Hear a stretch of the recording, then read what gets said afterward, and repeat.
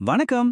இன்னைக்கு நாம ஒரு செம்ம இன்ட்ரெஸ்டிங்கான மெடிக்கல் மிஸ்ட்ரிய சால்வ் பண்ண போறோம். இது பாக்டீரியாவை பத்தின ஒரு டிடெக்டிவ் ஸ்டோரி மாதிரி.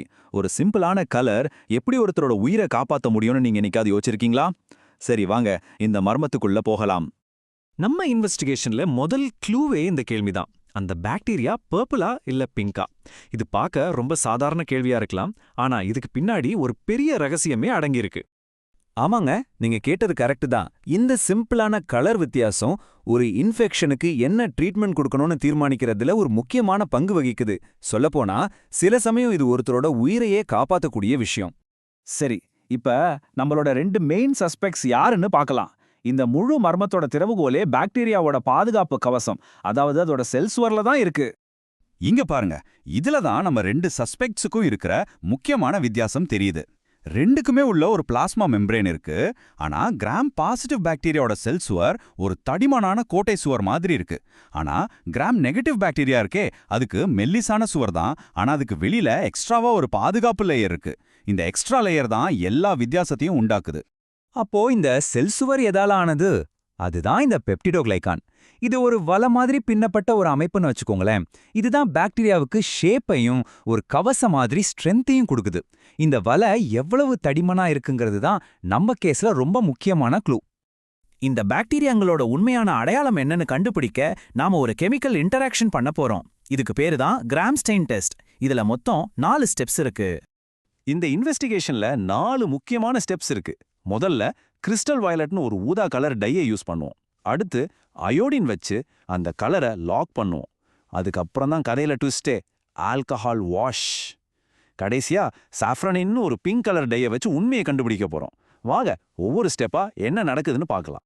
முத 2 ஸ்டெப்ஸ்ல நாம ஒரு ட்ராப் செட் பண்றோம். கிறிஸ்டல் வயலட் டை 2 வகை பாக்டீரியாவையும் ஊதா கலருக்கு மாத்திடும். அடுத்து அயோடின் ஒரு பசை மாதிரி வேலை செஞ்சு அந்த ஊதா கலரை செல்லுக்குள்ளேயே பெரிய கட்டிகளா மாத்தி லாக் பண்ணிடும். இப்போ வரைக்கும் 2 சஸ்பெக்ட்ஸும் பார்க்க ஒரே மாதிரி தான் இருப்பாங்க. இப்போதான் நம்ம இன்வெஸ்டிகேஷன்லயே முக்கியமான கட்டம், அந்த டர்னிங் பாயிண்ட். ஆல்கஹால் வச்சு கழுவ போறோம். இந்த ஒரே ஒரு ஸ்டெப்ல யார் யாருன்னு அப்பட்டமா தெரிஞ்சிடும். கிராம் பாசிட்டிவ் பாக்டீரியால என்ன நடக்குதுன்னு பாருங்க. அதோட தடிமனான பெப்டிடோகிளைகான் சுவர் ஆல்கஹால் பட்டதும் சுருங்கிடுது.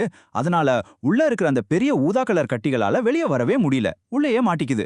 அதனால இது ஊதா கலர்லயே இருக்கு, தான் அடையாளத்தை மாத்திக்கல. ஆனா கிராம் நெகட்டிவ் பாக்டீரியால கதை அப்படி உல்டா. ஆல்கஹால் அதோட எக்ஸ்ட்ரா அவுட்டர் மெம்பரேனை கரைச்சிடுது. அதோட மெல்லிசான சுவரால அந்த ஊதா கலரை புடிச்சு வைக்க முடியல. படபடன்னு எல்லா கலரும் வெளியே போய் பாக்டீரியா கலர் இல்லாம ஆயிடுது. அதோட உண்மையான முகம் இப்போ வெளியே வந்துருச்சு. கடைசி ஸ்டெப்ல சாஃப்ரனின் ஒரு பிங்க் கலர் டையை சேர்க்கிறோம். கிராம் பாசிட்டிவ் பாக்டீரியா ஏற்கனவே அடர் ஊதா கலர்ல இருக்கிறதால இந்த பிங்க் கலர் அதை ஒன்றும் பண்ணாது. ஆனா கலரே இல்லாம இருந்த கிராம் நெகட்டிவ் பாக்டீரியா இந்த பிங்க் கலரை அப்படியே எடுத்துக்கிட்டு பிங்க் கலர்ல மாறிடுது. இதுதான் ஃபைனல் எவிடன்ஸ். சரி, ஊதா பிங்க்னு கலரை கண்டுபிடிச்சிட்டோம். ஆனா இதனால என்ன பிரயோஜனம்? இந்த கலர் வித்தியாசம் மெடிக்கல்லா ஏன் இவ்வளோ முக்கியம்? இப்போ தீர்ப்புக்கு வரலாம். இந்த டேபிள் மொத்த கேஸையும் ஒரே பார்வையில நமக்கு புரிய வைக்குது. கிராம் பாசிட்டிவ் பாக்டீரியாவோட தடிமனான சுவர் ஊதா கலரை புடிச்சு வச்சாலும் அதுவே ஆன்டிபயோட்டிக்ஸ்க்கு ஒரு ஈஸியான டார்கெட்டா இருக்கு. ஆனா கிராம் நெகட்டிவ் பாக்டீரியாவோட கதை வேற. அதுக்கு இருக்கிற அந்த எக்ஸ்ட்ரா அவுட்டர் மெம்பரேன் தான் அது பிங்க் கலர்ல மாற காரணம். ஆனா அதே மெம்பரேன் தான் ட்ரீட்மெண்ட்டை ஒரு பெரிய போராட்டமா மாத்துது. சோ இந்த கேஸோட முக்கியமான தீர்ப்பு இதுதான். கிராம் நெகட்டிவ் பாக்டீரியாவோட அந்த எக்ஸ்ட்ரா வெளிப்புற மெம்பரேன் ஒரு இரும்பு கவசம் மாதிரி செயல்படுது. பல ஆன்டிபயோட்டிக்ல உள்ளேயே விடாம தடுத்து நிறுத்திடுது. இதனால தான் கிராம் நெகட்டிவ் இன்ஃபெக்ஷன்ஸை குணப்படுத்துறது பொதுவா ரொம்பவே கஷ்டமா இருக்கு. அப்போ இந்த டிடெக்டிவ் ஸ்டோரியோட முடிவுக்கு நாம வந்துட்டோம். இனிமே நீங்க ஒரு பாக்டீரியல் இன்ஃபெக்ஷன் பத்தி கேள்விப்பட்டீங்கன்னா அதுக்கு பின்னாடி எவ்வளோ பெரிய அறிவியல் இருக்குன்னு உங்களுக்கு தெரியும். டாக்டர்ஸ் கேட்குற கேள்வியும் இதுவா தான் இருக்கும். அது ஊதாவா இல்ல இளஞ்சிவப்பா?